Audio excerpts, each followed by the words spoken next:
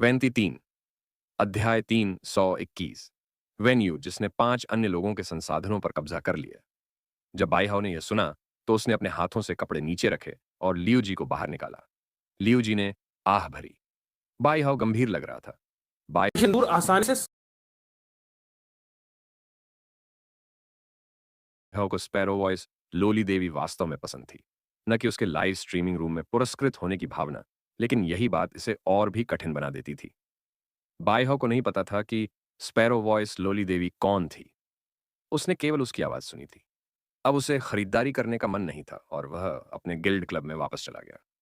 Liu जी भी ताजा आध्यात्मिक सामग्री लेकर हवेली में लौट आए, जो उन्होंने अभी अभी खरीदी थी। बाहर 1 महीने से ज्यादा की ट्रेनिंग के बाद लियू जी को कीट रानी की प्लेटिनम क्षमता की आदत हो गई थी, जो हरिकेन ओवलेट मौत के मॉडल में अंकित थी। इससे लियू जी को भरोसा हो गया कि वह रेडियंस 100 सीक्वेंस के शीर्ष 30 में शामिल हो सकता है। यह भी कहा जा सकता है कि अगर लियू जी में थोड़ी ताकत होती तो वह शीर्ष 20 में पहुंच सकते थे। फिर भी लियू जी ने यह सब गारंटी देने की हिम्मत नहीं की। हालांकि इन 3 वर्षों में लियू जी अधिक शक्तिशाली हो गए थे, लेकिन क्या रेडियंस 100 सीक्वेंस के अन्य सदस्य स्थिर हो गए होंगे? इस प्रकार लियू जी ने इस सीक्वेंस रैंकिंग में अपनी पूरी ताकत दिखाने का इरादा नहीं किया। वह सिर्फ रेडियंस 100 सीक्वेंस के शीर्ष 30 के लिए प्रयास करेंगे। इस प्रशिक्षण सत्र की ताकत में वृद्धि ने लियू जी के आत्मविश्वास को थोड़ा बढ़ा दिया जब उसे पता चला कि लिन युआन काला था। जब लियू जी हवेली में पहुंचे तो उन्होंने लिन युआन को वेन्यू और हु क्वान के साथ फल खाते और चाय पीते देखा। लियू जी ने जल्दी से उन तीनों का अभिवादन किया और खाना पकाने के लिए ताजी सामग्री ली। अब भी वास्तव में जल्दी नहीं थी। सूरज पश्चिम की ओर डूब रहा था और उसकी चमक भी गायब हो गई थी। उसकी जगह आसमान में धुंधले तारे दिखाई दे रहे थे। लिन युआन और वेन्यू जल्दी से मदद करने के लिए रसोई में गए, लेकिन लियू जी ने उन्हें बाहर निकाल दिया। वह उन्हें रसोई में नहीं चाहता था।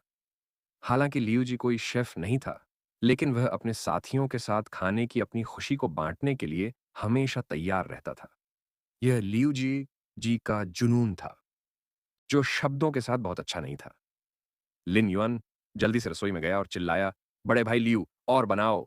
आज रात 2 और लोग खाने के लिए आएंगे।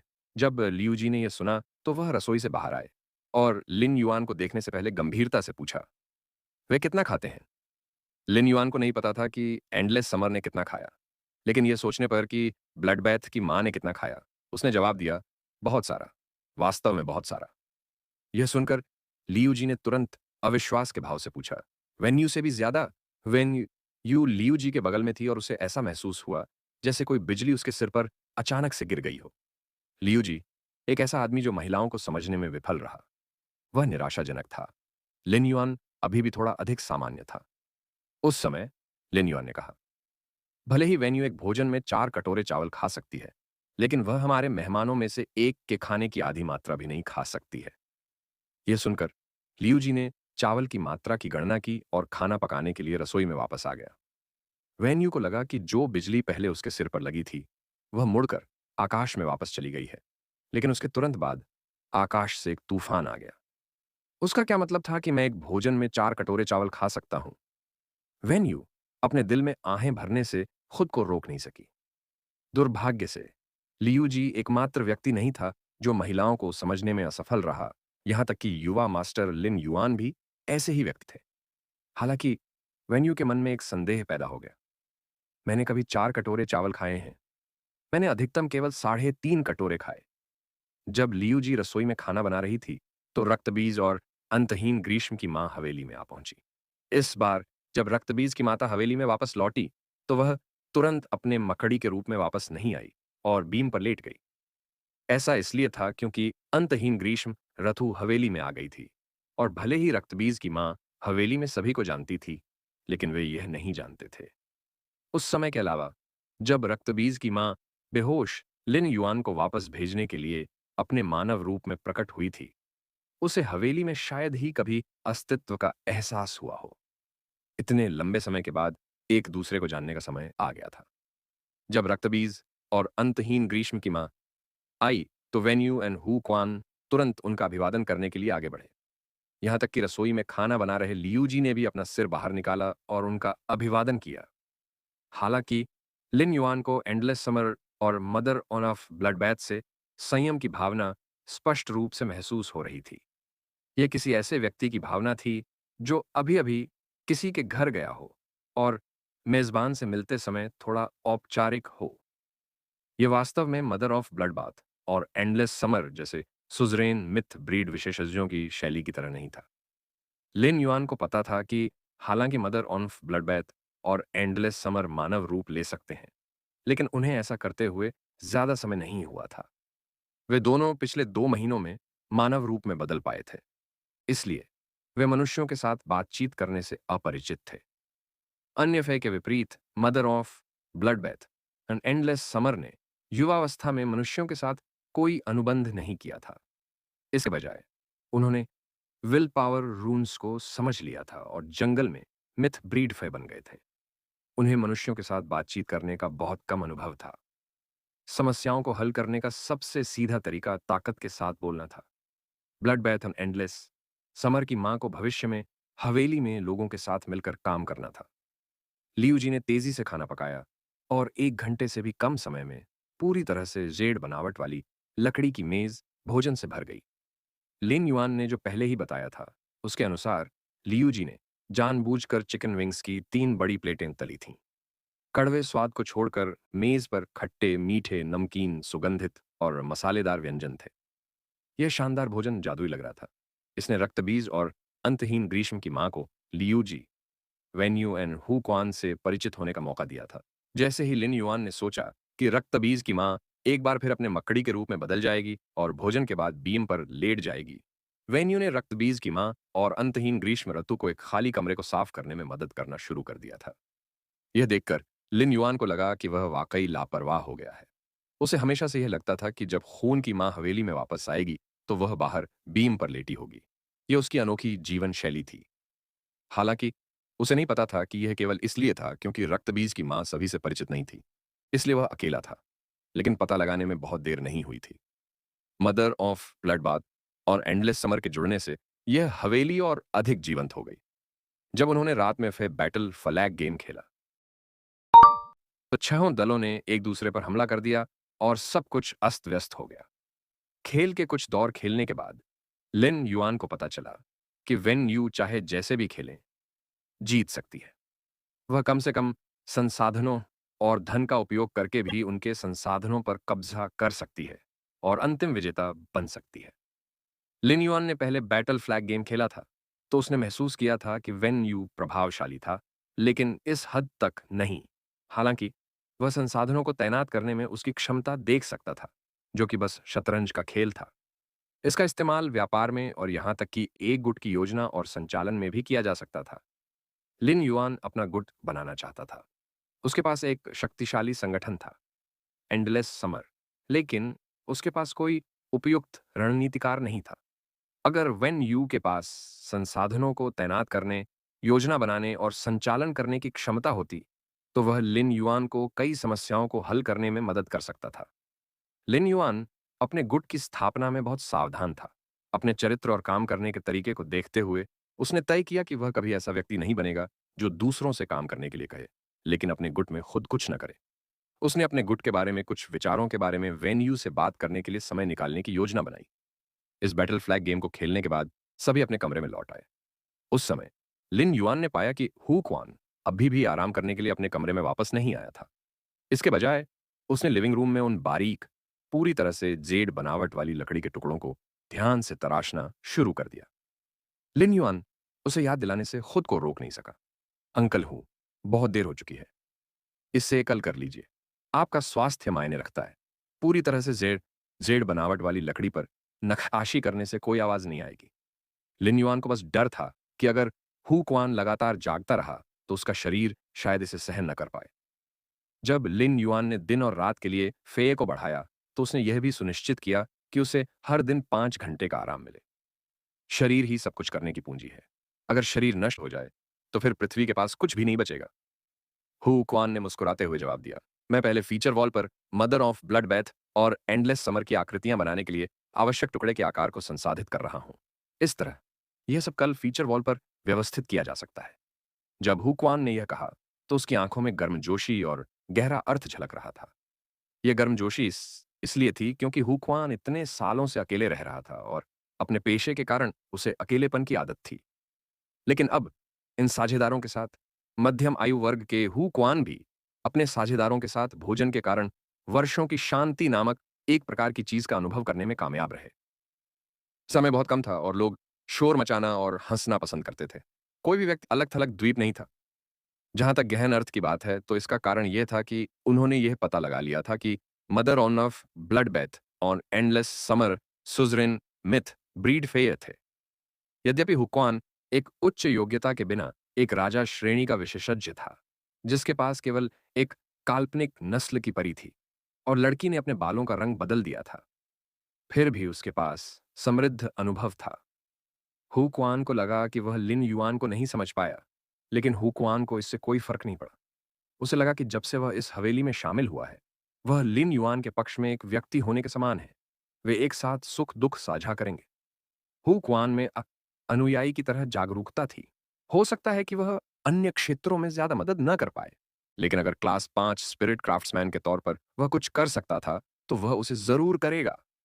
लिन युआन अपने कमरे में वापस आया और जीनियस को स्पिरिट लॉक स्थानिक क्षेत्र से मुक्त कर दिया। वह भोजन के दौरान जीनियस को सभी के साथ खाने के लिए मुक्त करना चाहता था। लेकिन जीनियस स्पिरिट लॉक स्थानिक क्षेत्र में चिमी के साथ रहना चाहता था।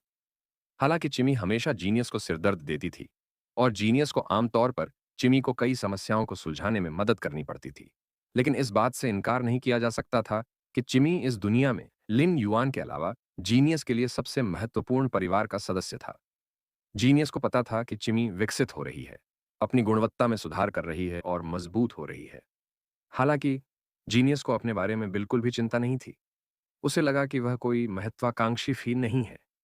जीनियस को पता था कि लिन युआन ने इसे एक बच्चे की तरह माना था जब यह उस समय बदसूरत था। चाहे यह कितना भी कमजोर क्यों न हो, लिन युआन इसे नापसंद नहीं करेगा। जीनियस की राय में लिन युआन और चिमी के साथ चलना पहले से ही एक बिल्ली की खुशी थी। जीनियस को अपने फर को चाटने की आदत थी, लेकिन लिन युआन ने फिर भी उसे नहलाया और फिर उसके नाजुक सफेद फर को सुखाने में मदद की। यह आदत तब आई जब लिन युआन ने जीनियस को घर ले लिया था, 100 सवालों वाला जानवर जिसे परी भी नहीं माना जाता था। कुछ सालों बाद यह आदत स्वाभाविक हो गई थी। अब भी जीनियस को नहाने की जरूरत नहीं थी, लेकिन जब तक कोई जरूरत थी, लिन युआन अभी भी महीने में एक बार जीनियस को नहलाता था। लिन युआन अपने कमरे में वापस आने के बाद तुरंत सोने नहीं गया। इसके बजाय वह स्टार वेब पर सेलेस्टियल सीढ़ी द्वंद्व युद्ध के लिए तैयार था। आखिरकार लिन युआन ने सेलेस्टियल सीढ़ी पर पहुंचने के बाद से एक भी सेलेस्टियल सीढ़ी द्वंद्व युद्ध में भाग नहीं लिया था। वह अब स्टार वेब की सेलेस्टियल सीढ़ी पर केवल 0 स्टार पर था।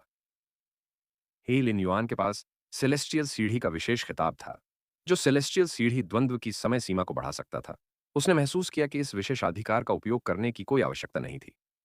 वह मूल रूप से हमेशा की तरह दिव्य सीढ़ी मिलान के लिए आगे बढ़ना चाहता था, लेकिन उसने तुरंत तियान निंगनिंग के बारे में सोचा। इसलिए उसने स्टार वेब पर उसके लिए एक संदेश छोड़ा जिसमें कहा गया था कि वह सेलेस्टियल सीढ़ी द्वंद्व युद्ध में भाग लेने जा रहा है।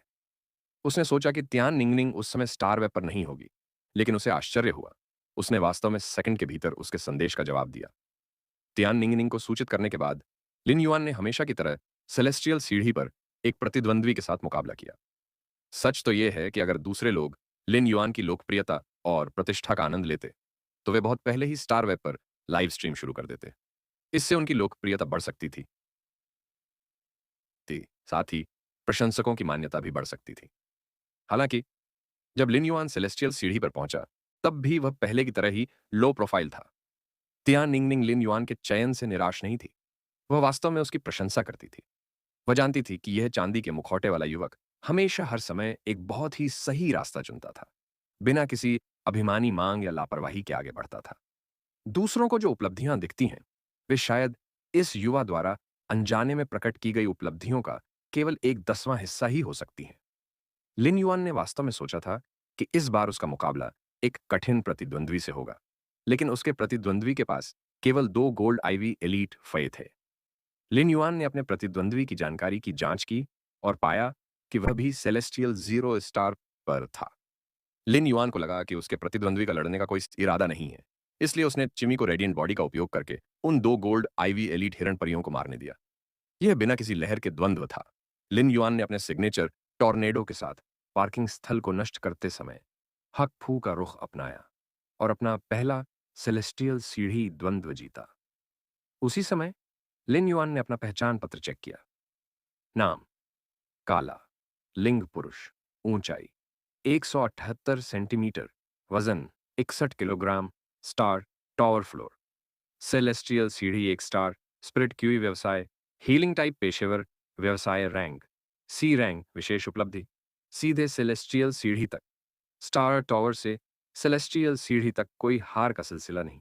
अनुबंधित फयस, मॉर्बियस कांस्य एक्स लीजेंड, 1000 सवाल जानवर, कांस्य X Legend, Twilight Starward, Silver Eye Fantasy Eye, Red Thorn, Silver Eye Fantasy शे, Acid, Corrosion Queen Bee, Gold Eye Legend, स्रोत रेत, गोल्ड आई फैंटेसी आई, द्वंद्व रिकॉर्ड, स्टार टॉवर, द्वंद 100, जीत 100, हार 0, उच्चतम मंजिल 100, आकाशीय सीढ़ी पदोन्नति द्वंद्व युद्ध द्वंद्व 2 जीत 2 हारन 0, आकाशीय सीढ़ी 15, स्तम 1 हार 0, 0, उच्चतम सितारा 1। लिन युआन ने पाया कि उसका सेलेस्टियल सीढ़ी रिकॉर्ड और उसका द्वंद्व रिकॉर्ड बदल गया था। एक अतिरिक्त विशेष उपलब्धि थी। युआन का प्रतिद्वंद्वी सेलेस्टियल सीढ़ी और पदोन्नति द्वंद्व युद्ध के बीच भटक रहा था और लिन युआन ने उसे सेलेस्टियल सीढ़ी से नीचे भेज दिया। त्यान निंगनिंग ने सेलेस्टियल स्टेयरवे की वीडियो लाइब्रेरी खोली और लिन युआन की लड़ाई देखी। उसने पाया कि उसे नहीं पता था कि इस द्वंद्व रिकॉर्ड के बारे में क्या लिखना है। एक एक्सक्लूसिव रिपोर्टर के लिए असली मुश्किल एक आश्चर्यजनक बराबरी की लड़ाई के बारे में लिखना नहीं था। इसके बजाय एक द्वंद्व युद्ध के बारे में लिखना वाकई मुश्किल था, जो कुछ सेकंड में खत्म हो गया। त्यान निंगनिंग युद्ध रिपोर्ट को सबसे प्रामाणिक तरीके से लिखना पसंद करती थी। इस 2 सेकंड के द्वंद्व युद्ध की युद्ध रिपोर्ट के लिए उसने 2 शब्द लिखने की योजना बनाई, तुरंत मार डालो और काम खत्म हो जाएगा। लिन युआन ने जब दिव्य सीढ़ी द्वंद्व समाप्त किया तो वह कुछ उलझन में पड़ गया। क्या यह उसकी बदकिस्मती थी कि उसे पदोन्नति द्वंद्व युद्ध के दौरान चेन होंगफेंग और पॉइजन ब्यूटी जैसे मजबूत प्रतिद्वंद्वियों से सामना करना पड़ा? या क्या यह था कि सेलेस्टियल सीढ़ी पर पहुंचने के बाद उसका भाग्य इतना अच्छा था कि उसे ऐसे द्वंद्वकारियों का सामना करना पड़ा जिन्हें सेलेस्टियल सीढ़ी पर नहीं आना चाहिए था? लिन युआन अभी अभी प्रशिक्षण से गुजरा था और वह स्टार वेब पर फिर से अपने युद्ध कौशल को निखारने का इरादा नहीं रखता था। हालांकि रेड थॉर्न सिल्वर फैंटेसी नस्ल का जीवन रूप बन चुका था, लेकिन स्टार वेब जैसी जगह पर रेड थॉर्न के साथ युद्ध रसायन को बढ़ाना स्पष्ट रूप से अप्रभावी था। स्टार वेब पर एक एकल व्यक्ति द्वंद्व युद्ध रेड थॉर्न को सिल्वर आई फैंटेसी आई तक पहुंचने के बाद अपने फूलों के सागर की शक्ति का प्रदर्शन करने के लिए पर्याप्त नहीं था। इस प्रकार लिन युआन फिर से अगले स्टार वेब द्वंद्व युद्ध के लिए आगे नहीं बढ़ा। इसके बजाय उन्होंने ब्लैक के रूप में लॉग आउट किया, जो एक लड़ाकू श्रेणी की आत्मा क्यूई पेशेवर है। फिर उन्होंने अपनी क्रिएशन मास्टर पहचान के साथ स्टार वेब पर लॉग इन किया। ब्लैक को आमतौर पर त्यान निंगनिंग से अकेले ही स्टार वेब संदेश प्राप्त होते थे। हालांकि उसका क्रिएशन मास्टर संदेश बॉक्स हमेशा भरा रहता था। लिन युआन इतनी बड़ी खबर को बर्दाश्त नहीं कर सका, इसलिए उसने अजनबियों के संदेश पढ़ना बंद कर दिया। वैसे भी ये लोग उसे छोटी छोटी बातों के लिए संदेश भेजते थे। या तो वे बड़ी मात्रा में एलीट स्पिरिट साइफन गोल्डफिश और सिल्वर यूसनिया खरीदना चाहते थे, या वे उससे पूछना चाहते थे कि क्या उसके पास एक्सचेंज करने के लिए कोई अतिरिक्त फ्लावर ब्रोकेड मोती है। बेशक इन संदेशों में सबसे अधिक बार यह पूछा गया कि क्या उनके पास व्यापार करने के लिए कोई कांस्य महाकाव्य है। आखिरकार एक आत्मा क्यूई पेशेवर का ध्यान आकर्षित करने के लिए कांस्य महाकाव्य से ज्यादा कुछ भी नहीं हो सकता था जिसने इच्छा शक्ति ऋण को समझ लिया था। यहां तक कि अगर कोई था भी तो शायद केवल कांस्य पौराणिक फय ही थे। यदि कोई व्यक्ति कांस्य लीजेंड फय प्राप्त करने की इच्छा से संदेश पोस्ट करता है तो संभवतः सभी लोग सोचेंगे कि वह व्यक्ति मूर्ख है या उसने सेफ्लोस्पोरिन पी लिया है या खा लिया है। इस समय लिन युआन ने देखा कि उसकी मित्र सूची में किसी ने उसे संदेश भेजे थे। क्रिएशन मास्टर और ब्लैक के रूप में उसने जिन मित्रों को जोड़ा था वे एक ही थे। उनकी संख्या मुश्किल से कुछ ही थी। कभी कभी बातूनी हो जाने वाले ब्रेस्ड एग हेड और जो जैक्सन द्वारा उसे स्टोर के लाभांश के बारे में बात करने के लिए ढूंढ लेने के अलावा बहुत कम ऐसे दोस्त थे जो उसकी तलाश करते थे। सुनो, जो उसकी मित्र सूची में था, ने कुछ दिन पहले उसे एक साथ 3 संदेश भेजे थे। लिन युआन ने उन्हें खोला और अपनी भौहें ऊपर उठाईं और फिर उन्हें सिकोड़ लिया। सुनो, विशेषज्ञ, मुझे आश्चर्य है कि क्या आप अनुबंधित कान से दोष रहित भय को बढ़ा सकते हैं और उन्हें महाकाव्य तक बढ़ा सकते हैं। सुनो, विशेषज्ञ, अगर यह संभव है तो मैं एक मौका मांगना चाहूंगा। जब तक मैं इसे वहन कर सकता हूं, आप अपनी कीमत तय कर सकते हैं। सुनो, विशेषज्ञ, यह बहुत जरूरी है, कृपया मेरी मदद करें। लिन युआन लिसन के संदेशों से उसकी चिंता को महसूस कर सकता था। उनके संदेशों के आधार पर लिन युआन को लगा कि लिसन यह कहने के बजाय कि वह व्यापार करना चाहता है, विनती कर रहा था। लिसन को किसी तरह की समस्या का सामना करना चाहिए था। लिन युआन लिन युआन का लिसन से एक बार पहले भी सामना हुआ था। लिसन के बारे में लिन युआन की धारणा सिर्फ इतनी थी कि उसके पास बहुत ही उच्च भावनात्मक बुद्धिमत्ता थी और वह पारस्परिक संबंधों को संभालने में बेहद अच्छा था। वह वह अपनी भावनात्मक बुद्धिमत्ता के जरिए नए समूह में घुल मिल सकता था और सामूहिक ध्यान का केंद्र बन सकता था। यह बिल्कुल वैसा ही था जैसे लिन युआन का लिसन के साथ व्यवहार। लिसन ने पाया था कि उसके कांस्य महाकाव्य फे पेन इल्यूसरी फॉक्स, जिसे लिन युआन ने प्रदान किया था, ने जो विशेष कौशल माइंड वल्नरेबिलिटी को समझा था, वह बहुत अच्छा था। परिणाम स्वरूप लिसन ने कृतज्ञता के उपहार के रूप में day and night spirit silver का एक अतिरिक्त क्यूबिक मीटर भेजा था। यह स्पष्ट था कि लिसन उससे दोस्ती करने में सावधान था। उसने जो 3 संदेश भेजे थे, उनमें उसने कृपया शब्द का इस्तेमाल किया था। यह लिसन द्वारा उनके बीच स्थापित किए गए मैत्रीपूर्ण संबंधों का उपयोग करने के समान था। उसे पहले से ही हताश होना चाहिए था। कुछ नीलामी के माध्यम से बाजार पर कांस्य महाकाव्य फय को खरीदना संभव था। यदि कोई व्यापार या नीलामी के माध्यम से उपयुक्त कांस्य महाकाव्य फय खरीद सकता है, तो यह जैकपॉट मारने जैसा होगा। हालांकि यदि कोई कांस्य पर किसी परी की गुणवत्ता को महाकाव्य स्तर तक बढ़ाने में मदद के लिए एक सृजन मास्टर ढूंढना चाहता है, तो यह कांस्य महाकाव्य परी को खरीदने से पूरी तरह से अलग है।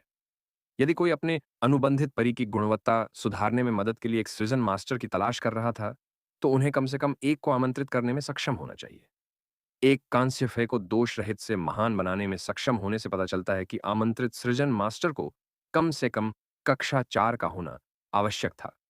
उन्हें निश्चित रूप से यह कहने के लिए कि वे दोष रहित कांस्य फय को महाकाव्य स्तर तक बढ़ा सकते हैं, उन्हें कक्षा 4 के सृजन मास्टर्स या उससे ऊपर का स्तर भी होना पड़ सकता है। इस दुनिया में सृजन गुरुओं के संसाधन सबसे दुर्लभ थे, अन्यथा वे इस दुनिया में इतने सम्मानित नहीं होते। संपूर्ण रेडियंस फेडरेशन में केवल कुछ ही वर्ग 4 सृजन मास्टर्स थे, 20 से भी कम शिखर वर्ग 4 सृजन मास्टर्स थे, तथा केवल 3 वर्ग 5 सृजन मास्टर्स थे। प्रत्येक क्लास 4 या उच्चतर क्रिएशन मास्टर अद्वितीय और अद्भुत था। यदि कोई क्लास 4 क्रिएशन मास्टर फेय के पोषण का आदेश लेना चाहता था, तो सभी आकारों के अनगिनत गुट अपने फेय के ग्रेड और गुणवत्ता को बेहतर बनाने का मौका पाने के लिए संसाधनों का योगदान करने के लिए दौड़ पड़ते थे। इस प्रकार फ्लॉलेस से एपिक तक फेय को बढ़ाने में मदद करने के लिए क्लास 4 क्रिएशन मास्टर को नियुक्त करना मुश्किल था। इसके अलावा लिसन ने अपने अनुरोधित व्यापार में भुगतान की जाने वाली कीमत पर कोई सीमा निर्धारित नहीं की थी। इसका मतलब यह था कि लिसन ने अपने फाहे की गुणवत्ता में सुधार करने के लिए अपने सभी संसाधनों को लेने में संकोच नहीं किया। लिन युआन को लिसन के बारे में अच्छी राय थी। अगर वह इस सौदे के लिए पर्याप्त भुगतान कर सकता, तो लिन युआन उसकी मदद करने में कोई आपत्ति नहीं करता। एक इंटरमीडिएट क्लास 4 क्रिएशन मास्टर के लिए कांस्य दोष रहित फे को महाकाव्य में बदलना थोड़ा मुश्किल हो सकता है। हालांकि लिन युआन के लिए यह कोई बड़ी बात नहीं थी, वह इसे आसानी से कर सकता था। लिन युआन ने उसे उत्तर दिया, डीप माउंटेन एल्डर लिन, यदि आपके पास 3 स्रोत प्रकार की वस्तुएं हों तो मैं विचार कर सकता हूं। चूंकि लिसन ने कुछ दिन पहले ही संदेश भेजा था, लिन युआन को उम्मीद नहीं थी कि वह अब उसके संदेश का जवाब दे पाएगा। जब से लिन युआन को रक्त बीज की माता द्वारा दी गई गोल वस्तु प्राप्त हुई थी, तब से उसके मन में और अधिक स्रोत प्रकार की वस्तुओं को इकट्ठा करने का विचार आया था। ऐसा इसलिए था क्योंकि रक्त बीज की मां को जो स्रोत प्रकार प्रकार की वस्तु अजीब और बेकार लगी थी, वह वास्तव में वही थी जिसकी लियू जी को सबसे अधिक आवश्यकता थी। स्रोत प्रकार की वस्तुओं का मूल्य व्यक्ति दर व्यक्ति भिन्न होता है। कोई भी स्रोत प्रकार की वस्तु बेकार नहीं थी, केवल वे लोग थे जो उपयुक्त नहीं थे। इसलिए स्रोत प्रकार की वस्तुएं बहुत कीमती और अपूरणीय सामग्री थीं। संक्षेप में, अधिक स्रोत प्रकार की वस्तुओं को इकट्ठा करने में कोई बुराई नहीं थी। जब उसने स्टार वेब से लॉग आउट किया, तो लिन युआन ने पाया कि जीनियस बिस्तर पर चारों तरफ लेटा हुआ था, गहरी नींद में सो रहा था। फिर वह सावधानी से उसके पास गया और जीनियस को कंबल से ढक दिया। लिन युआन को अभी भी नींद नहीं आ रही थी। उसने अपने डायमंड फेस स्टोरेज बॉक्स से ड्रैगन माउथ ऑर्किड निकाला, जिसे उसने अंतहीन जंगल में बहुत गहराई से तोड़ा था। वह उसे पालने के लिए तैयार था। सामान्य ड्रैगन के मुख वाले आर्किड को बाहर निकालने के बाद लिन युआन ने एक क्षण के लिए उसकी जांच की और महसूस किया कि वह वास्तव में यह नहीं बता सकता था कि यह मोरबियस के सच्चे डेटा का उपयोग किए बिना आर्किड फे था। ज्यादातर ऑर्किड फे खरपतवारों से बिल्कुल अलग नहीं थे जब वे नॉर्मल पर नहीं खिलते थे। इस ड्रैगन माउथ ऑर्किड और फाइट जेड स्नो ऑर्किड के बीच ज्यादा अंतर नहीं था, जिसे लिन युआन ने तब प्राप्त किया था जब वे नॉर्मल पर नहीं खिलते थे। अगर वह वास्तव में इसे विस्तार से पहचानना चाहता था, तो ड्रैगन माउथ ऑनर्किड की पतली पत्तियों में व्हाइट जेड स्नो ऑनर्किड की तुलना में कुछ धुंधली ढाल वाली रेखाएं थीं। उनकी पत्तियां ज्यादा पतली भी थीं। यद्यपि आर्किड फूल नहीं खिलते थे, तब कुछ विशेष नहीं होते थे, फिर भी वे फूलों के महान व्यक्ति की प्रतिष्ठा के अनुरूप जीवित रहते थे। बेर, आर्किड, बांस और गुलदाउदी जैसे चार सबसे सुंदर फूलों में आर्किड फेय को अपेक्षाकृत कीमती प्रकार का फेय माना जाता था। लिन युआन ने जिस व्हाइट जेड स्नो ऑनर्किड को पाला था, उसे उच्च श्रेणी का ऑनर्किड नहीं माना जाता था।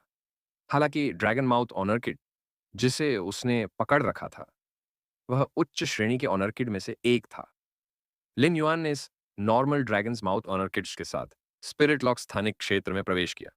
उसने अपनी आध्यात्मिक शक्ति को इसमें प्रवाहित करना और इसे बढ़ाना शुरू कर दिया। इस नॉर्मल ड्रैगन्स माउथ ऑर्किड ने लिन युआन के हाथों में धीरे धीरे अपनी गुणवत्ता और ग्रेड में लगातार सुधार किया। जब यह ड्रैगन्स माउथ आर्किड वास्तव में कांस्य रंग में बदल गया, तो कुछ पतले आर्किड पत्तों के बीच से एक मोटी पुष्प डंडी निकली, जिसमें गहरे नीले रंग की पुष्पकली थी। जबकि लिन युआन लगातार इस ड्रैगन माउथ आर्किड में आध्यात्मिक शक्ति डाल रहा था, बड़ी फूल की कली भी खिल रही थी। जब इसे कांस्य एक्स एपिक में पदोन्नत किया गया, तो इसका फूल पूरी तरह से खिल गया। सुंदर गहरे नीले रंग का फूल ताड़ के पेड़ के आकार का था।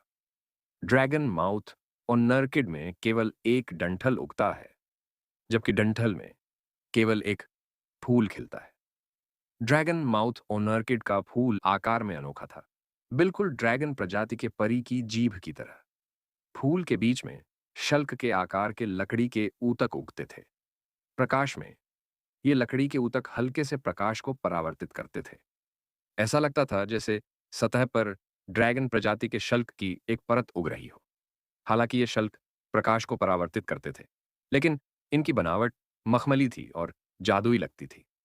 जब ड्रैगन माउथ ऑर्किड का फूल खिलता था, तो लिन युआन को एक मादक सुगंध आती थी। यह गंध अप्रिय नहीं मानी जाती थी, लेकिन लोगों को यह थोड़ी तीखी लगती थी क्योंकि यह बहुत तेज थी। हालांकि इसके फूलों का मूल्य उनकी गंध में नहीं था, बल्कि यह तथ्य था कि ड्रैगन के मुंह वाले ओन्हर्किड के फूल ड्रैगन प्रजाति के फहे की अव्यक्त रक्त रेखा को उत्तेजित कर सकते थे। यही कारण है कि ड्रैगन के मुंह वाले ओनर्किड को ओनर्किड फय के बीच एक बेहतर ग्रेड वाला ओनर्किड कहा जा सकता है।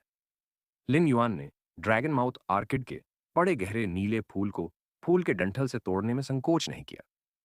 अगर ड्रैगन्स माउथ ऑर्किड यह सुनिश्चित करना चाहता था कि उसका फूल ड्रैगन प्रजाति के रक्त वाले किसी फय को अधिकतम सीमा तक जगा सके, तो उसे फूल को तब तोड़ना जरूरी था जब वह पूरी तरह खिल चुका हो। अन्यथा अगर वह थोड़ी देर से होता, तो गहरा नीला फूल मुरझा जाता और अपनी कुछ प्रभावशीलता खो देता। ड्रैगन माउथ ऑर्किड के फूल की फूल अवधि बहुत कम थी। खिलने के बाद ड्रैगन माउथ ऑर्किड का फूल केवल 1 घंटे से भी कम समय तक खिल सकता था। इसलिए क्रिएशन मास्टर्स को ड्रैगन के मुंह के ऑनर्किड की देखभाल करते समय बहुत सावधान रहना पड़ता था। अन्यथा जब वे किसी काम से वापस लौटते, तो उनकी मेहनत से पाला गया ड्रैगन टंग का ऑनर्किड फूल शायद मुरझा जाता। यद्यपि लिन युआन ने ड्रैगन के मुख वाले आर्किड से बड़ा गहरा नीला फूल तोड़ा था, लेकिन उसका इरादा ब्लैकी को उस फूल का उपयोग अपनी ड्रैगन प्रजाति की वंश परंपरा को सक्रिय करने के लिए नहीं करने देना था। ऐसा इसलिए था क्योंकि ड्रैगन्स माउथ ऑर्किड जैसे परी की गुणवत्ता जितनी अधिक होगी, उसका फूल ड्रैगन प्रजाति की रक्त रेखा को उत्तेजित करने में उतना ही अधिक प्रभावी होगा। ये आर्किड फूल उस समय संघनित हो गया था जब ड्रैगन्स माउथ आर्किड लीजेंड में नहीं बल्कि एपिक में था।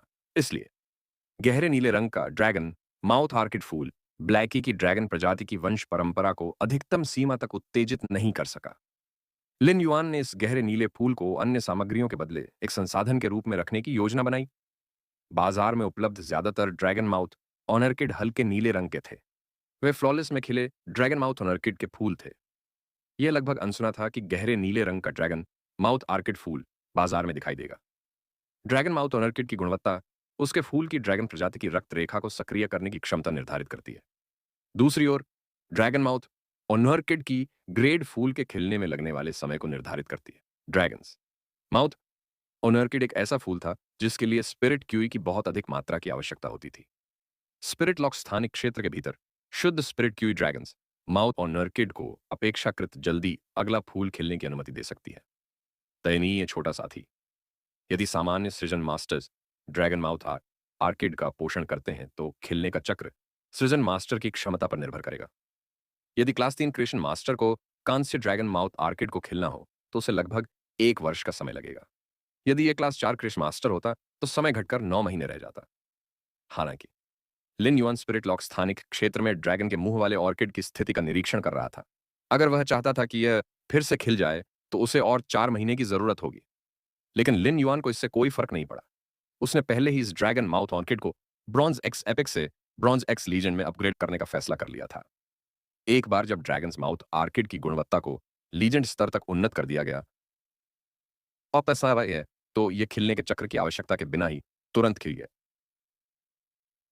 खिलाएगा। चूंकि लिन युआन ब्लैकी की ड्रैगन प्रजाति के वंश को उत्तेजित करने के लिए ड्रैगन के मुंह वाले आर्किड का उपयोग करना चाहता था, इसलिए वह सर्वश्रेष्ठ का उपयोग करना चाहता था। इसलिए लिन युआन इस ड्रैगन माउथ ऑनर्किड को महाकाव्य से किंवदंती गुणवत्ता तक पोषित करने के लिए समय निकालने की योजना बना रहा था।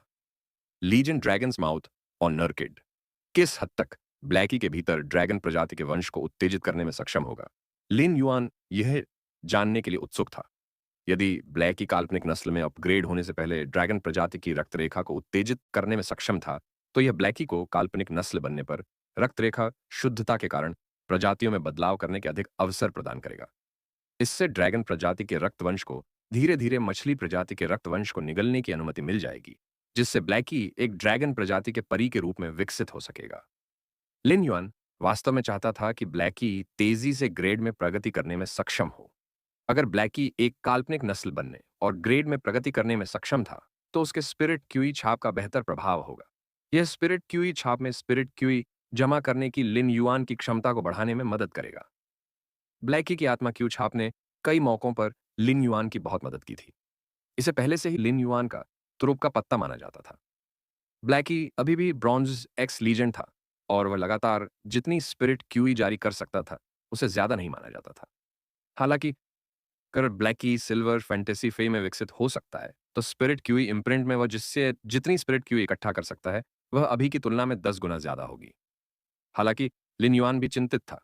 उसे नहीं पता था कि वह कब ब्लैकी के लिए उपयुक्त इच्छा शक्ति ऋण को समझ पाएगा। लिन युआन अभी ड्रैगन के मुंह वाले ओनर्किड को बढ़ाने और इसकी गुणवत्ता को लीजेंड में अफगान में अपग्रेड करने की योजना नहीं बना रहा था। अपनी वर्तमान क्षमता को देखते हुए उसे कांस्य महाकाव्य फे को लीजेंड गुणवत्ता में अपग्रेड करने के लिए अभी भी 5 दिन की आवश्यकता होगी। यह वास्तव में बहुत लंबा था और उसे पहले अन्य महत्वपूर्ण मामलों पर ध्यान देना था। इसलिए इस मामले में थोड़ी देरी करनी पड़ी। अचानक लिन युआन को याद आया कि उसने अंतहीन जंगल में भूरे रंग की पक्षी प्रजाति को देखा था, जिसके पंखों का फैलाव लगभग 1 मीटर और ऊंचाई 50 सेंटीमीटर थी।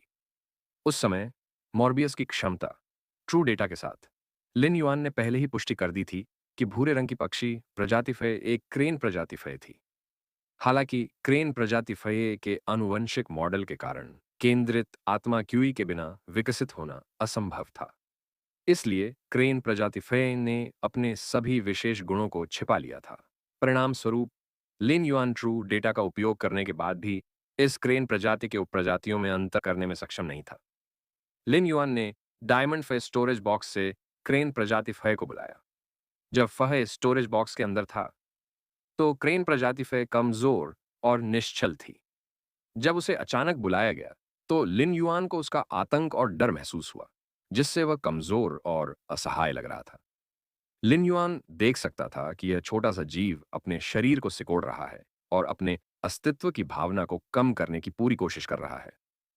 लिन युआन हिलने वाला था, लेकिन वह रुक गया।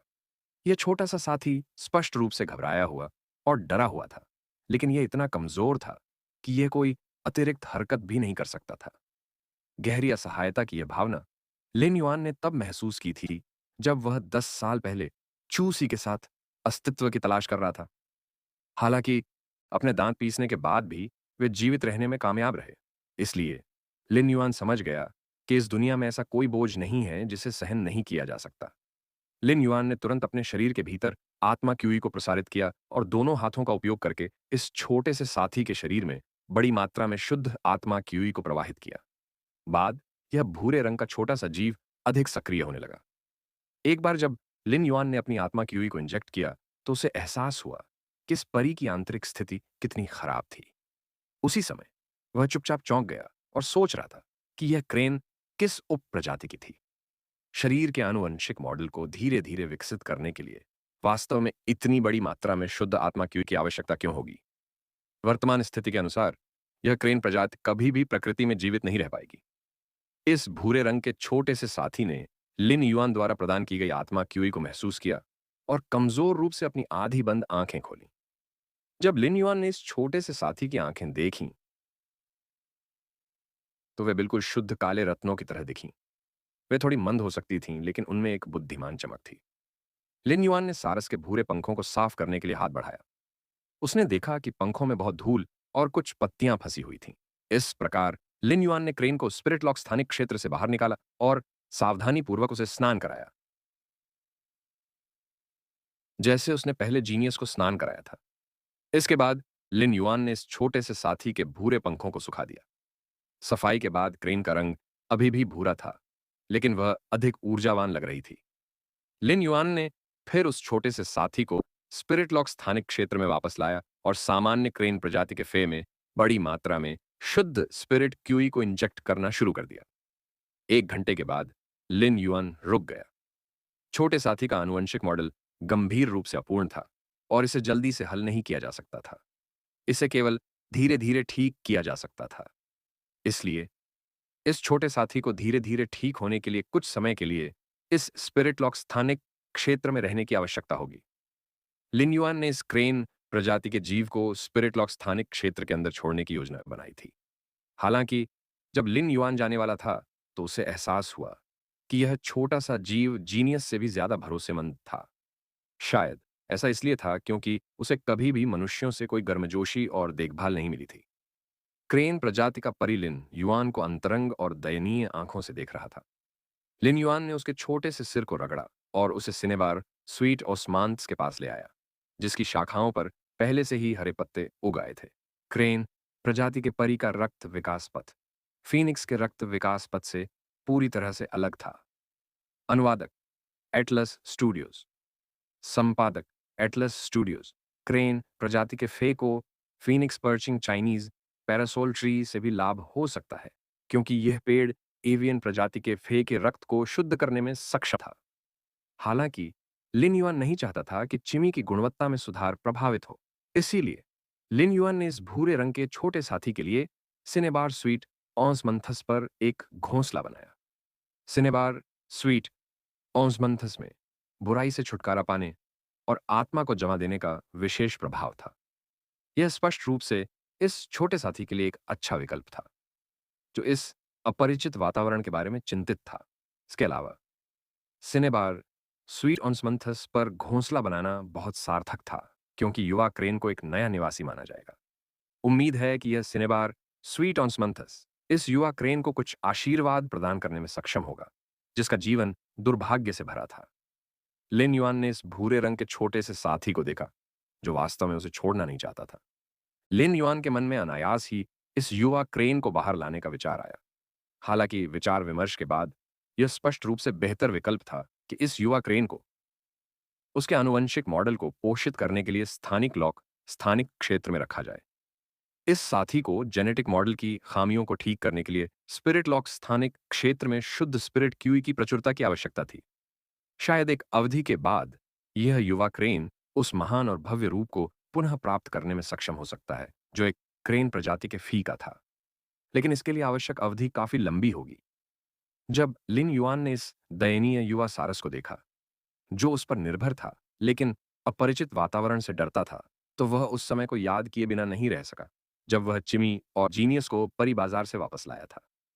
यह अज्ञात था कि लिन युआन ने इस युवा सारस के प्रति इतना कोमल स्नेह क्यों प्रकट किया। उसने तय किया कि इससे कोई फर्क नहीं पड़ता कि यह युवा सारस भविष्य में क्या बनने वाला है, वह इसे अपने पास ही रखेगा।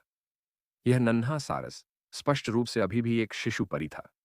लिन युआन को दुख हुआ जब उसने सोचा कि यह नन्हा सारस अभी अभी पैदा हुआ था और उसे मृत्यु का सामना करना पड़ रहा है, लेकिन साथ ही वह बहुत खुश भी था। लिन युआन के अस्तित्व के कारण यह युवा सारस जो मृत्यु की प्रतीक्षा कर रहा था, उसका भविष्य बहुत अच्छा हो सकता था। स्पिरिट लॉक स्थानिक क्षेत्र से बाहर निकलने के बाद लिन युआन ने जीनियस को गले लगाया और गहरी नींद में चला गया। जिस समय लिन युआन सो रहा था, रेडियंस सेक्रेड हॉल में साफ रोशनी थी। वहां हर कोई अतिरिक्त घंटे काम कर रहा था। ओल्ड सॉन्ग, इस साल की रेडियंस 100 सीक्वेंस परीक्षा में पिछले साल की तुलना में बहुत बड़ा बदलाव आया है। बोलने वाला व्यक्ति एक दुबला पतला अधेड़ उम्र का आदमी था। वह बूढ़ा नहीं लग रहा था और उसकी उम्र 30 से थोड़ी ही ज्यादा लग रही थी। हालांकि उसके सिर के बाल पहले ही पीछे की ओर खिसक चुके थे, जिससे सिर के ऊपर गंजापन आ गया था। यह दुबला पतला गंजा आदमी इस समय एक गोरे और मोटे आदमी के बगल में खड़ा था जो बिल्कुल तिल के गोले जैसा दिख रहा था। गोरा और मोटा आदमी लगातार एक फॉर्म पर लिख रहा था। जब मोटे और दुबले पुरुषों को एक साथ रखा गया तो वे बहुत सामंजस्यपूर्ण लग रहे थे। गोरे और मोटे आदमी के चेहरे पर उत्साह भरा भाव था जब उसने कहा, बूढ़े फेंग, तुम ऐसा मत कहो। उच्च वर्ग के लोग बहुत प्रतिभाशाली हैं। वर्तमान रेडियंस 100 सीक्वेंस परीक्षा पूरी तरह से जंगल में युद्ध क्षमता के बारे में है। जो लोग इसमें असमर्थ हैं वे इसमें भाग भी नहीं ले सकते। गोरे और मोटे आदमी की आवाज में बहुत उत्साह था। उसके हिसाब से किसी व्यक्ति की असली ताकत को परखने के लिए उसे मंच पर द्वंद्व युद्ध के जरिए मापना काफी नहीं है। द्वंद्व युद्ध किसी व्यक्ति की क्षमता को मापने के लिए काफी नहीं है। केवल वास्तविक खतरनाक वातावरण का अनुकरण करके तथा जीवित रहने की क्षमता का परीक्षण करके ही किसी व्यक्ति की अन्य पहलुओं में क्षमता का परीक्षण किया जा सकता था। दबाव का सामना करना, खतरों के प्रति अनुकूलनशीलता, दृढ़ संकल्प और पारस्परिक संबंध जैसे पहलू। यदि अत्यंत खतरनाक वातावरण में जीवित रहने की क्षमता का परीक्षण किया जाए तो अंतिम रूप से जीवित बचने वाला व्यक्ति निश्चित रूप से सबसे मजबूत समग्र शक्ति वाला व्यक्ति होगा। अतीत में रेडियंस 100 सीक्वेंस परीक्षाओं के दौरान आक्रामक प्रकार और रक्षात्मक प्रकार के स्पिरिट क्यूई पेशेवरों को हमेशा लाभ मिलता था। सहायक प्रकार के आत्मा क्यूई पेशेवर नियंत्रण में निपुण और कुछ आक्रामक क्षमताओं के साथ द्वंद्व आधारित परीक्षाओं से निपटने में भी सक्षम होंगे। हालांकि यह पारंपरिक रूप से कमजोर समर्थन और उपचार प्रकार की आत्मा क्यूई पेशेवरों के लिए बहुत प्रतिकूल होगा। उस समय दुबला पतला गंजा आदमी चिल्लाया, क्या बकवास है ओल्ड सॉन्ग, क्या तुम पागल हो? जल्दी करो और क्लास 3 आयामी दरार के इस प्रस्ताव को संशोधित करो। क्या क्या होगा अगर क्लास 5 आयामी जीवन रूप क्लास 3 आयामी दरार में दिखाई दे? उस चीज में डायमंड फै की ताकत है और वह जिसे भी देखेगी उसे मार देगी। कौन सी परीक्षा होगी? चंद्र महारानी के प्रस्ताव के कारण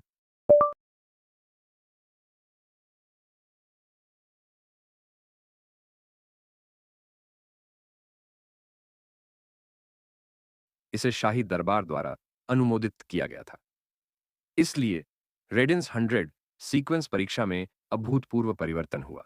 अतीत में सभी रेडियंस 100 सीक्वेंस परीक्षाएं रेडियंस सेक्रेड हॉल में द्वंद्व प्रारूप में आयोजित की गई थीं।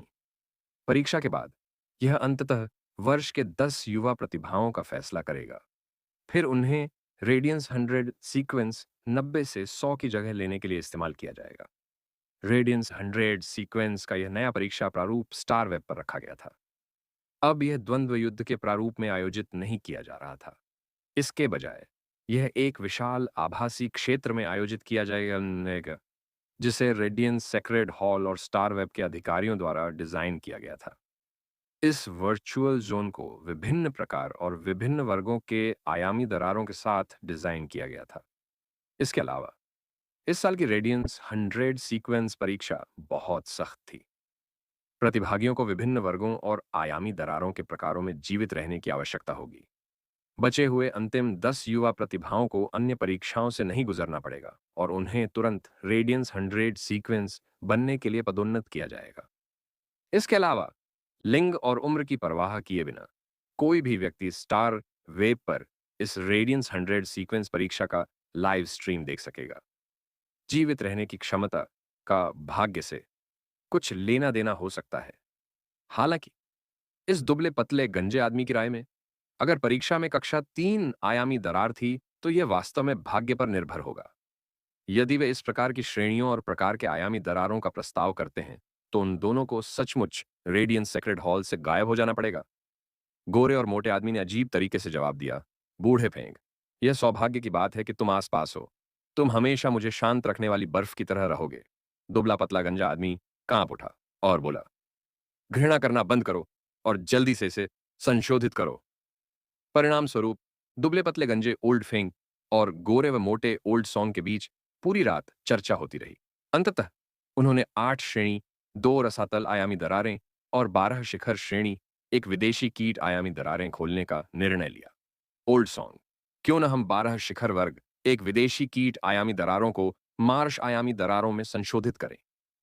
समय दुबले पतले गंजे ओल्ड फेंक की अचंभित आंखों के नीचे तिल के गोले जितना मोटा गोरा आदमी ओल्ड सॉन्ग ने अपनी कलम निकाली। फिर उसने प्रस्ताव पर रसातल आयामी दरार और विदेशी कीट आयामी दरार की स्थिति बदल दी। उन्होंने इसे 8 वर्ग दो रसातल आयामी दरारों, एक विदेशी कीट आयाम दरारों से बदलकर 8 वर्ग से बदलकर 2 विदेशी कीट आयामी दरारों और 12 शिखर वर्ग, एक दानव आयामी दरारों में बदल दिया। ओल्ड सॉन्ग, आप इसे इस तरह बदलने में बहुत निर्दयी हैं। ओल्ड फेंग की राय में ऐसा परिवर्तन निस्संदेह कई उच्च श्रेणी के लड़ाकों को जोड़ने और साथ ही निम्न श्रेणी के लड़ाकों को बढ़ाने के समान होगा। क्लास 2 एलियन कीट आयामी दरारों के आतंक की तुलना क्लास 2 रसातल आयामी दरारों से नहीं की जा सकती। वहां कम से कम 5 गुना ज्यादा आयामी जीवन रूप थे। क्लास 1 डायमेंशनल रिफ्ट में मौजूद कम ग्रेड के लड़ाकों को सबसे मजबूत एबिस डायमेंशनल रिफ्ट में बदल दिया गया था। इस साधारण बदलाव से टेस्ट की कठिनाई कई गुना बढ़ गई थी। उस समय ओल्ड सॉन्ग ने गंभीरता से कहा, आप बड़ी लहरें पैदा किए बिना असली सोना कैसे निकाल सकते हैं? जैसे ही भोर होने वाली थी, वह आकस्मिक योजना, जिसमें स्पष्टतः केवल कुछ शब्द थे, लेकिन जिसे पूरी रात विलंबित किया गया था, एक साधारण मध्यम आयु वर्ग के व्यक्ति को भेजी गई, जो पहले इंपीरियल कोर्ट काउंसिल की 13 सीटों में से एक पर बैठा था। वह बहुत देर तक प्रस्ताव को देखता रहा। आखिरकार वह उठकर स्टार वेब के अधिकारी के पास गया। हालांकि यह सब सूरज की रोशनी में छिपा हुआ था और किसी को पता नहीं था। सुबह सुबह उगते सूरज की रोशनी लिन युआन के चेहरे पर चमक रही थी, जिससे वह नींद से जाग गया। उसने अपने आप को तानकर नहाया और फिर आधी नींद में सोए जीनियस के साथ नीचे चला गया। जीनियस को लिन युआन की बाहों में गर्मी महसूस हुई और वह जल्द ही फिर से सो गया और खर्राटे लेने लगा। लिन युआन ने जीनियस को पहली मंजिल के लिविंग रूम में पानी के गैंडे के चमड़े के सोफे पर लिटा दिया ताकि वह नरम सोफे पर आराम कर सके। हालांकि जीनियस अब 1000 प्रश्न जानवर में विकसित हो चुका था, यह एक हाउसकीपिंग जानवर 100 प्रश्न जानवर से विकसित हुआ हुआ था। 100 प्रश्न जानवर जैसी बिल्ली की प्रजाति सोने की बहुत शौकीन थी। भले ही जीनियस ने 100 प्रश्न जानवर की सीमा को बहुत पहले ही तोड़ दिया था और कान से एक्स लीजेंड 1000 प्रश्न जानवर बन गया था, फिर भी उसे सोने की आदत थी। लिन युआन ने देखा कि पिछले साल इस समय जीनियस 16 घंटे से ज्यादा सो पाता था, लेकिन अब भले ही वह हर दिन थोड़ा आलसी लगता था, लेकिन लगभग 10 घंटे सोने के बाद उसे कोई परेशानी नहीं होती थी। लियू जी इस समय मेज पर नाश्ता लगा रहे थे। जब से लिन युआन, लियू जी और वेन्यू इस हवेली में रहने लगे थे, तब से जब तक लियू जी सुबह वहां होते, नाश्ता तैयार करते। आज के नाश्ते में शहद के पैनकेक, गर्म फल की गिरी का दलिया और ताजा निचोड़ा हुआ केला दूध था। हालांकि खाने की तेज सुगंध ने लिन युआन को, जो अभी अभी नींद से जागा था और उसका पेट खाली था, भूखा महसूस कराया। आज सुबह लियू जी का नाश्ता पहले से ज्यादा स्वादिष्ट था। वेन यू, जो लियू जी को टेबल सेट करने में मदद कर रही थी, ने उसकी तरफ आंखें घुमाई। अनुमान लगाने की आवश्यकता के बिना लिन युआन को पता था कि लियू जी ने वेन यू से पूछा होगा कि वह नाश्ते में कितना खा सकती है। उसे लगा कि लियू जी एक ऐसा आदमी है जो महिलाओं को समझने में विफल है। वह किसी लड़की से कैसे पूछ सकता है कि वह खाने में कितना खा सकती है।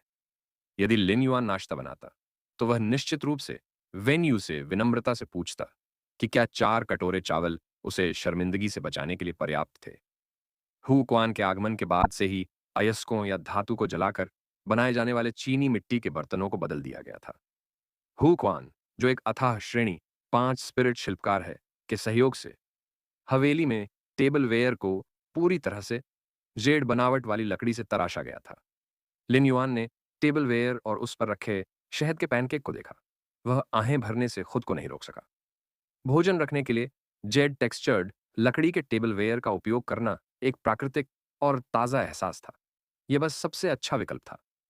लियू जी ने कल देखा था कि रक्तबीज और अंतहीन ग्रीष्म की मां कितना खा सकती है। अब उसे नहीं लगता कि वेन्यू बहुत खा सकता है। सुबह लियू जी जानबूझकर आधे घंटे पहले उठ गए ताकि कुछ और पैन में शहद के पैनकेक पका सकें। उन्होंने स्पष्ट रूप से मदर ऑफ ब्लड बैथ और एंडलेस समर के लिए उन्हें तैयार किया था। थोड़ी देर में रक्तबीज और अंतहीन ग्रीष्म की मां उनके कमरे से बाहर निकल गई। रक्तबीज की मां के नथुने हिले और वह खाने की मेज पर आ गई।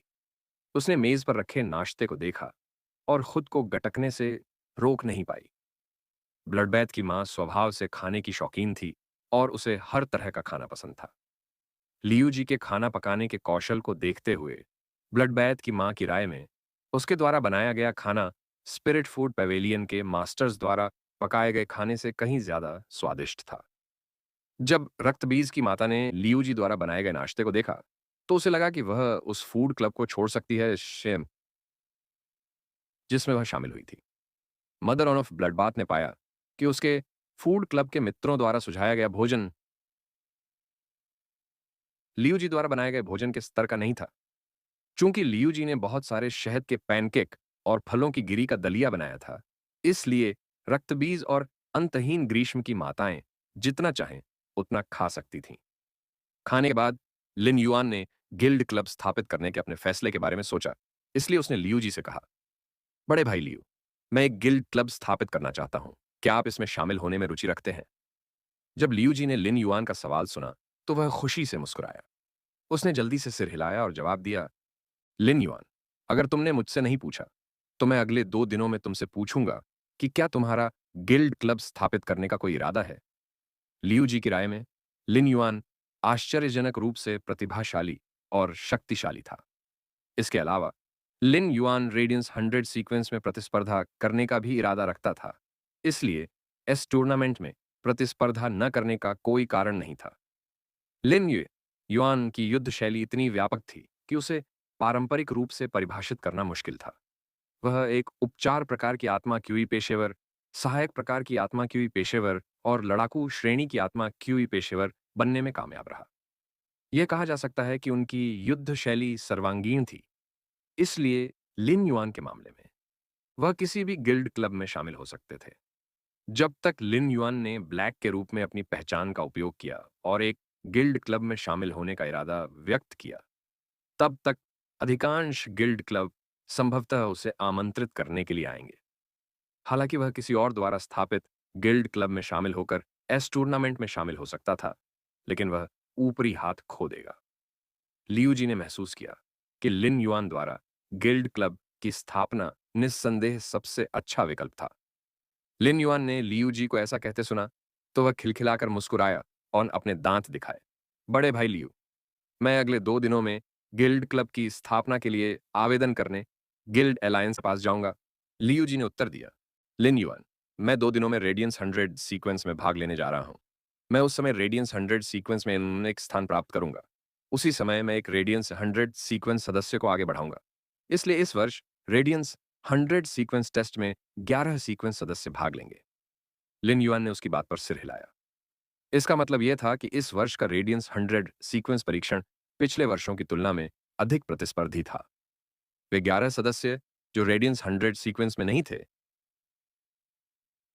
वे भी टेस्ट में भाग लेंगे। अगर वे पास हो गए, तो वे रेडियंस 100 सीक्वेंस रैंकिंग में वापस आ जाएंगे और हार नहीं मानेंगे। हर साल कुछ रेडियंस 100 सदस्य सीक्वेंस में वापस आ जाते थे। इसलिए हर साल टेस्ट के जरिए रेडियंस 100 सीक्वेंस में सिर्फ 10 से कम नए लोग ही प्रवेश कर पाते थे। हर साल रेडियंस 100 सीक्वेंस में कम से कम 4 से 5 नए लोग ही रैंक पाते थे और ज्यादा से ज्यादा 6 से 7 लोग ही होते थे। आखिरकार 190 से 100 तक के रेडियंस 100 सीक्वेंस के सदस्यों को ताकत के मामले में कम नहीं आंका जाना चाहिए।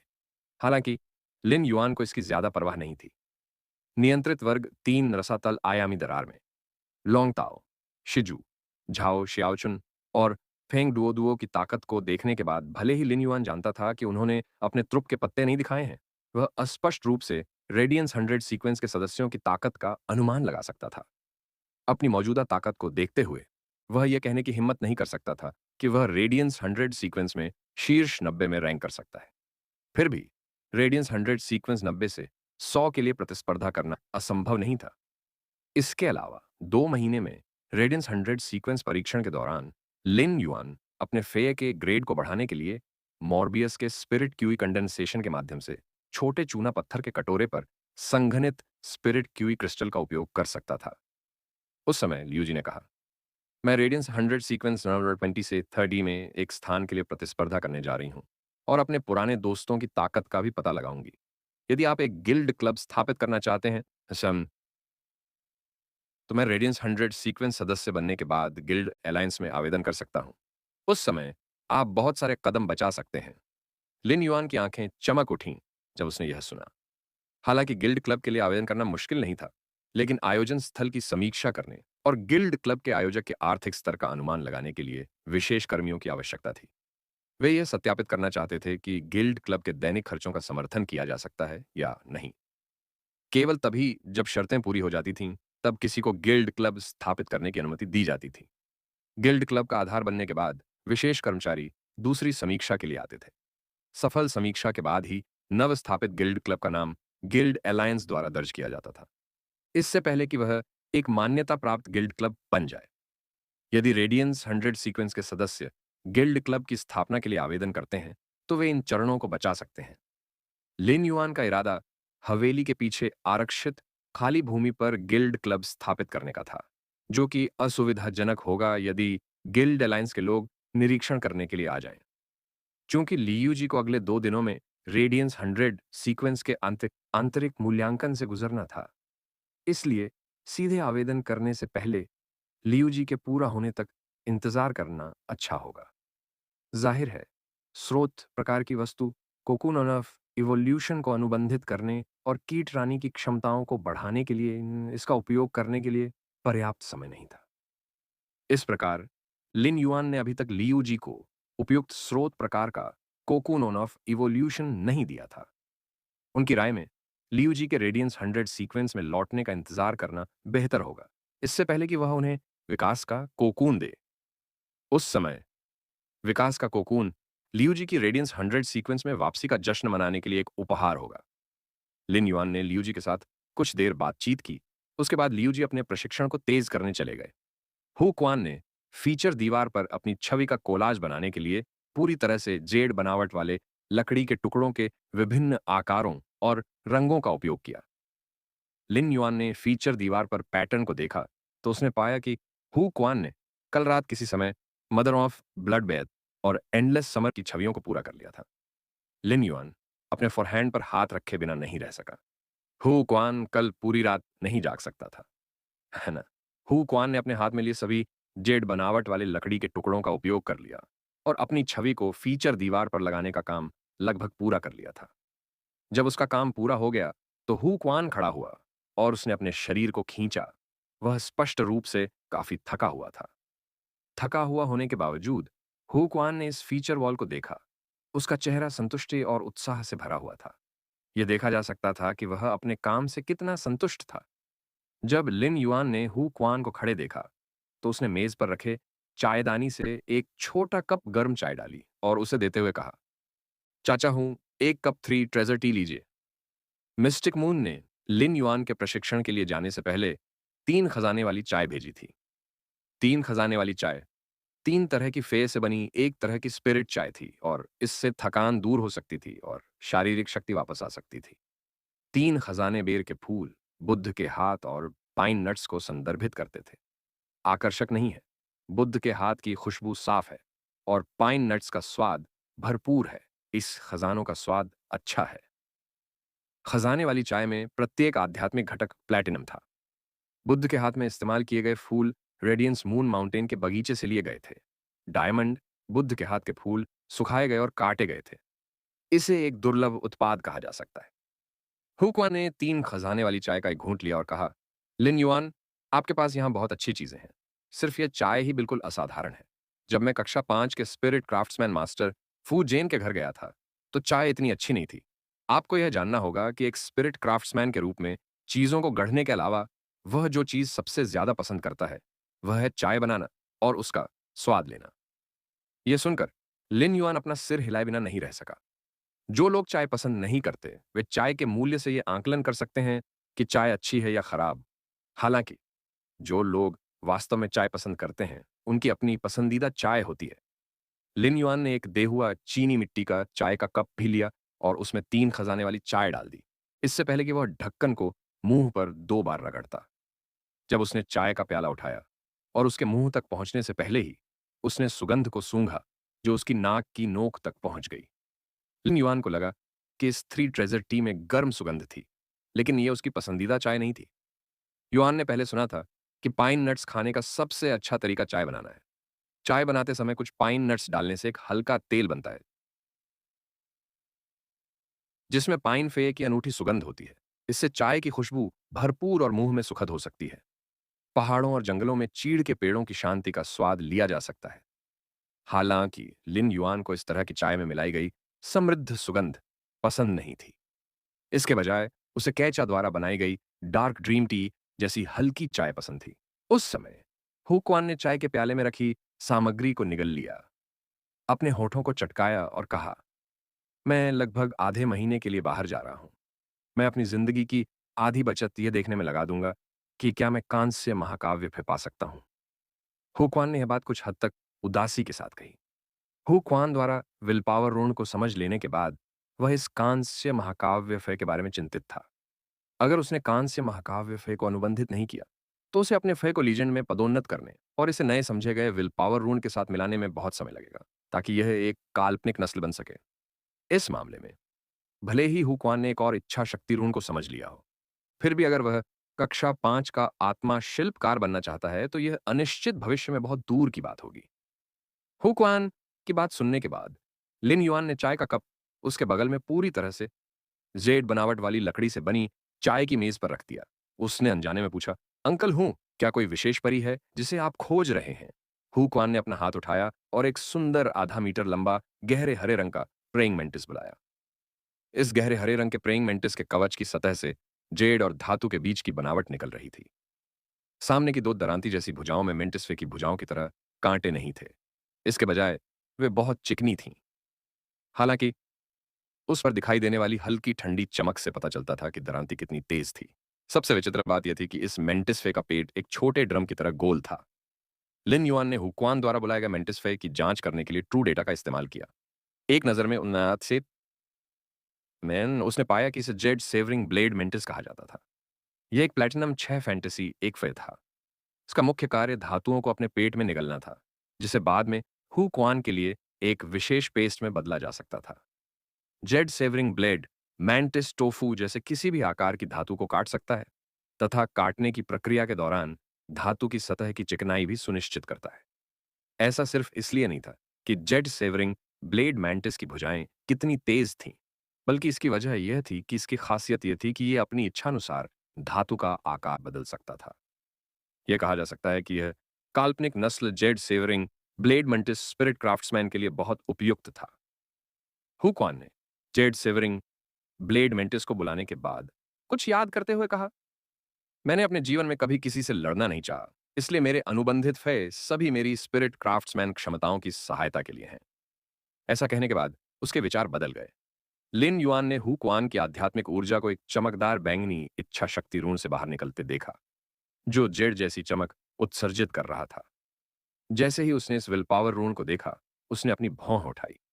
लिन युआन ने महसूस किया कि यह विल पावर रून बनावट पूरी तरह से जेड बनावट वाले लाल चंदन से अलग नहीं थी। उस समय हुक्वान ने गर्व से कहा, यह इच्छा शक्ति ऋण जिसे मैंने समझा है, एक खजाना है।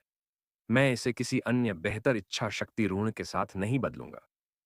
मैंने इस विल पावर ऋण को पूरी तरह से जेड टेक्सचर्ड लकड़ी के टुकड़ों से समझा। यह निस्संदेह एक स्पिरिट क्राफ्ट्समैन के उपयोग के लिए बहुत उपयुक्त है। आपके पास पूरी तरह से जेड बनावट वाली लकड़ी के बहुत सारे टुकड़े हैं। अगर मैं अभी भी इस विल पावर रून के साथ एक वुड वीविंग हाउस सेंटीपीड का अनुबंध कर सकता हूं, तो मैं निश्चित रूप से भविष्य में पूरी तरह से जेड बनावट वाली लकड़ी का उपयोग करने में अधिक कुशल हो जाऊंगा। जब हु क्वान ने यह कहा, तो वह फिर से उदास हो गया। लिन युआन बता सकता था कि हु क्वान एक उच्च गुणवत्ता वाले कांच से लकड़ी बनाई घर सेंटीपीड पाने के बारे में चिंतित था। लिन युआन को वुड वीविंग हाउस सेंटीपीड के बारे में पता था। यह स्पिरिट क्राफ्ट्समैन के बीच बहुत लोकप्रिय था। कीट प्रजातियों के प्रति लगाव रखने वाले कई spirit craftsman would weaving house centipede को अनुबंधित करना पसंद करते हैं। हालांकि अनुबंधित अधिकांश वुड वीविंग हाउस सेंटीपीड निम्न गुणवत्ता के थे, जो बाजार में बहुत दुर्लभ नहीं थे। कुछ सृजन masters would weaving house centipede जैसी कुछ अत्यधिक मांग वाली परियों को पोषित करने के लिए तैयार थे, तथा उन्हें स्पिरिट क्राफ्ट्समैन की जेब से पैसा कमाने के लिए बाजार में बेचने के लिए तैयार थे। इस कारण से हु क्वान ने अपनी बचत लेकर यह देखने की योजना बनाई कि क्या वह अपनी किस्मत आजमा सकता है। तभी लिन युआन ने बहुत स्पष्ट और सहजता से कहा, अंकल हूं, यह मामला मुझ पर छोड़ दीजिए। हालांकि मेरे पास यहां कोई कांस्य महाकाव्य लकड़ी बुनाई घर सेंटीपीड नहीं है। जब हु क्वान ने यह सुना, तो वह अपनी आंखें घुमाने से खुद को रोक नहीं सका। अगर एक कांस्य flawless would weaving house centipede उसके लिए उपयोगी होता, तो क्या उसे इतनी चिंता करनी पड़ती? उस समय लिन युआन ने कहा, हालांकि मेरे पास कोई कांस्य महाकाव्य लकड़ी बुनाई घर सेंटीपीड नहीं है। मेरे पास यहां एक कांस्य पौराणिक सेंटीपीड है। लिन युआन की बातें सुनकर हु क्वान की आंखें चौड़ी हो गईं। उसके होंठ कांपने लगे और काफी देर बाद उसने अविश्वास से जवाब दिया, तुमने अभी क्या कहा? एक कांस्य किंवदंती लकड़ी बुनाई घर सेंटीपीड? लिन युआन ने सिर हिलाया और मुस्कुराते हुए जवाब दिया, हाँ, मैं इसे आपको 10 दिनों में दे दूंगा। हालांकि हु क्वान को लिन युआन की पुष्टि मिल गई थी, फिर भी उसे ऐसा लग रहा था जैसे वह किसी सपने में था। हालांकि कांस्य लीजेंड फे कभी बाजार में नहीं आए थे, लेकिन ऐसा नहीं था कि वे मौजूद नहीं थे। हालांकि कांस्य लीजेंड फे का आनंद क्लास 5 क्रिएशन मास्टर्स द्वारा विशेष रूप से लिया जाता था। भले ही शिखर क्लास 4 क्रिएशन मास्टर्स कभी-कभी सफल हो जाते थे, लेकिन वे उन्हें पोषित करने के बाद कांस्य लीजेंड फे को बाजार में कैसे ला सकते थे? जब लिन युआन ने पूरी तरह से जेड बनावट वाली लकड़ी को बाहर निकाला था, तो हु क्वान को समझ नहीं आया था कि क्यों। लेकिन जब उसने सुना कि वह कांस्य legend would weaving house centipede उपलब्ध करा सकता है, तो पूरी तरह से जेड टेक्सचर्ड लकड़ी उसकी तुलना में फीकी पड़ गई। यह तुलना के लायक भी नहीं थी। इससे हु क्वान को समझ में आ गया कि इस हवेली में शामिल होने का उसका निर्णय कितना सही था और इस हंसमुख युवक में कितनी ऊर्जा है। क्या लिन युआन के पास वास्तव में कक्षा 5 के सृजन मास्टर के संसाधन हो सकते हैं? कितनी ऊर्जा होगी उसमें? हु क्वान को तुरंत ही यह एहसास हुआ कि लिन युआन क्लास 5 क्रिएशन मास्टर के कीमती संसाधनों का इस्तेमाल सिर्फ उसके कारण ही करने जा रहा है। हु क्वान को एक अटूट भावना महसूस हुई, जिससे उसकी आंखें लाल हो गईं। उसने अपने लिए 3 ट्रेजर टी का एक और कप डाला और अपनी भारी भावनाओं को दबाने के लिए उसे पी गया। लिन युआन के चले जाने के बाद हु क्वान ने उस युवक की ओर देखा, जिसे उसने दीवार पर बनाया था, और वह खुद को धीरे से कहने से नहीं रोक सका, क्योंकि आपने मेरी पीठ खुजाई है, इसलिए मैं हु क्वान आपकी पीठ खुजाऊंगा। हालांकि लिन युआन के लिए कांस्य लीजेंड फे को बढ़ाना मुश्किल था, लेकिन ऐसा करने में उसे केवल 5 दिन लगे। उसे लगा कि हु क्वान के लिए कांस्य लीजेंड फे को बढ़ाना सार्थक था। हु क्वान ने हवेली में शामिल होने के बाद एक प्रतिज्ञा की थी, जो उसके शेष जीवन को हवेली को सौंपने के समान थी। इसके अलावा हु क्वान और लिन युआन ने जो समझौता पहले किया था, वह वैसा ही रहा। जब तक लिन युआन के पास हु क्वान के इस्तेमाल के लिए पूरी तरह से जेड बनावट वाली लकड़ी होगी, तब तक हु क्वान हमेशा लिन युआन का पूर्णकालिक स्पिरिट शिल्पकार रहेगा। सरल शब्दों में कहें तो हु क्वान के कक्षा 5 के आत्मा शिल्पकार बनने के बाद भी वह लिन युआन का टूलमैन ही रहेगा। लिन युआन ने हु क्वान के समर्पण को देखा था, इसलिए उसने महसूस किया कि हु क्वान एक कांस्य लीजेंड फय खरीद सकता है। चूंकि लिन युआन ने हु क्वान से वादा किया था कि वह उसे अगले 10 दिनों में एक कांस्य legend would weaving house centipede देगा, इसलिए अब उसे वुड वीविंग हाउस सेंटीपीड को बढ़ाने के लिए स्पिरिट लॉक स्थानिक क्षेत्र में वापस लौटना पड़ा। उसी समय अचानक उसके दिमाग में मॉर्बियस की आवाजें गूंजी। युआन, स्पिरिट क्यूई क्रिस्टल में स्पिरिट क्यूई की कुल मात्रा स्पिरिट क्यूई की उस मात्रा के बराबर है जिसे आप 30 दिनों तक फेये को बढ़ाने के लिए इंजेक्ट कर सकते हैं। इसलिए एक स्पिरिट क्यूई क्रिस्टल में स्पिरिट क्यूई की मात्रा लगभग 5 से 6 कांस्य लीजेंड फेये को बढ़ा सकती है। आपको बस एक आत्मा क्यूई क्रिस्टल को कुचलने की जरूरत है, और मैं इसमें वृद्धि के लिए आध्यात्मिक शक्ति में हेर फेर करूंगा। जब लिन युआन ने मॉर्बियस को यह कहते सुना तो उसकी आंखें चमक उठीं।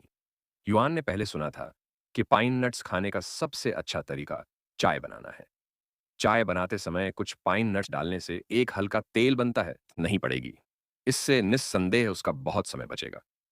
उन्होंने वास्तव में कांस्य फेयस की गुणवत्ता को बढ़ाने के लिए मॉर्बियस के स्पिरिट क्यू कंडेंसेशन द्वारा निर्मित स्पिरिट क्यू क्रिस्टल का उपयोग करने के बारे में नहीं सोचा था।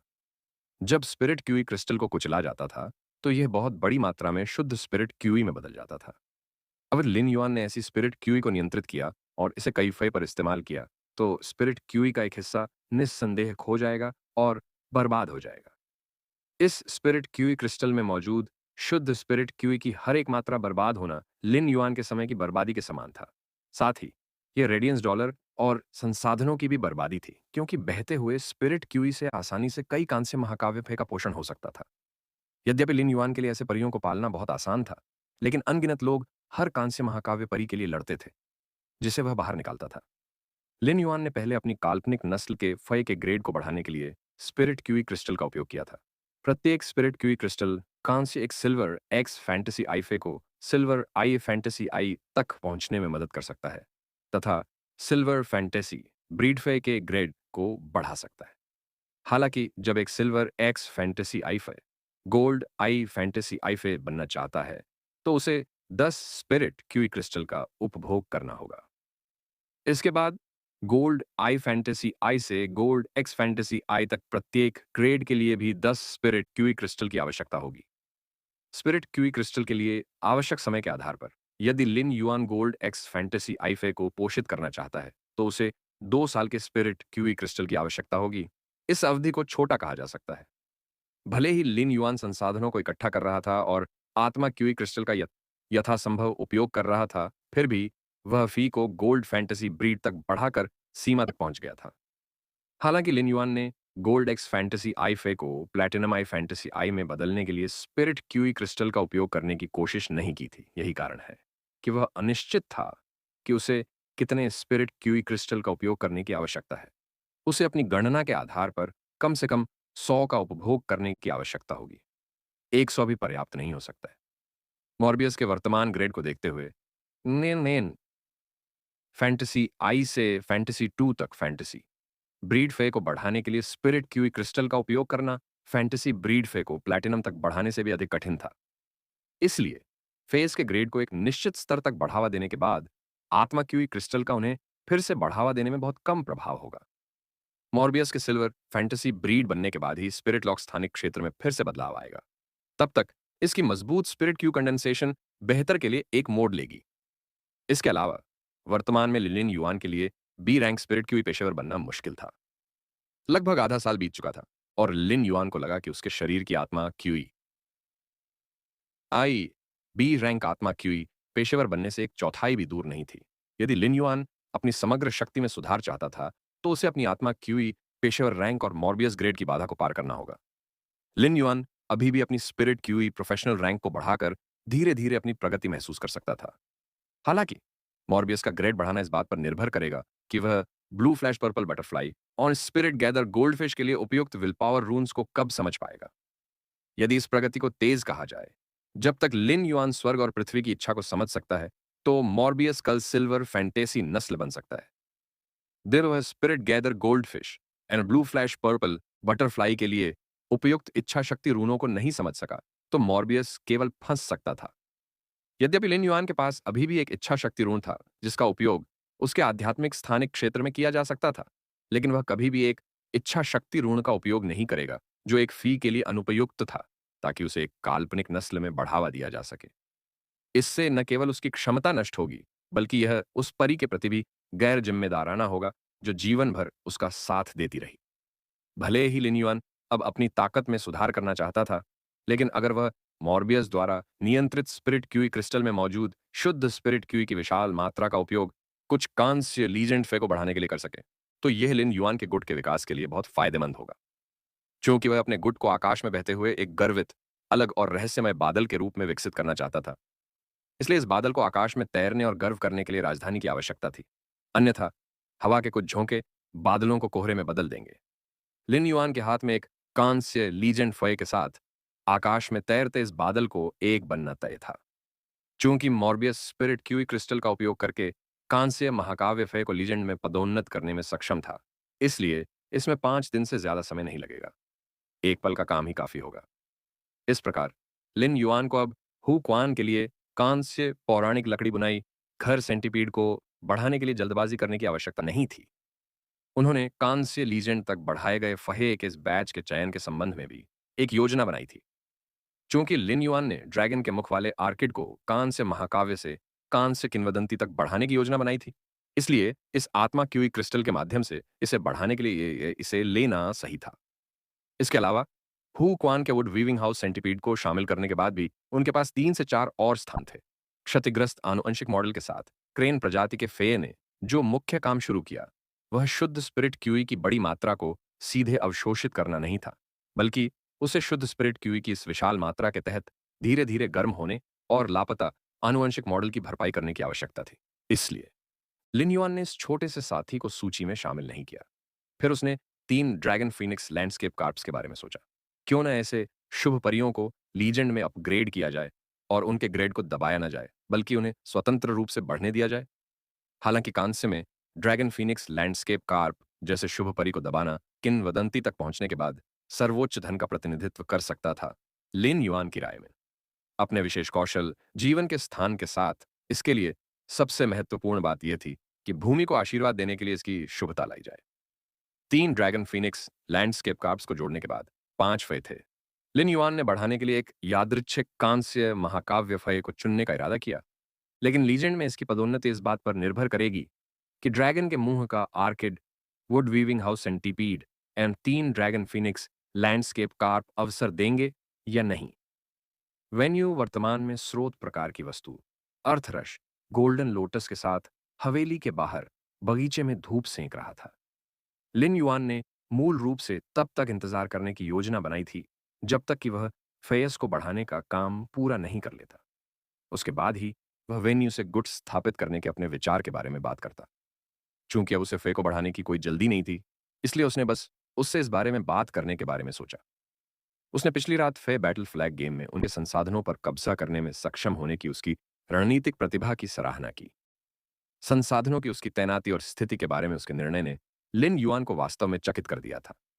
ऐसा इसलिए था क्योंकि यह प्रतिभा एक अर्थ में एक गुट के लिए क्रिएशन मास्टर की प्रतिभा से 100 गुना अधिक उपयोगी थी। वेन यू, जो अपने सिकुड़े हुए स्रोत प्रकार अर्थरश गोल्डन लोटस के साथ धूप में आराम कर रही थी, ने लिन युआन को चलते हुए देखा और जल्दी से कहा, युवा मास्टर, देखो, इस अर्थरश गोल्डन लोटस का कमल कोर सुनहरा हो गया है। यह जल्द ही सोने तक पहुंचने वाला है। लिन युआन ने एक नजर डाली और चुपचाप सिर हिला दिया। ऐसा लग रहा था कि क्रिएशन मास्टर के रूप में वेन्यू की ताकत में भी हाल ही में काफी सुधार हुआ है।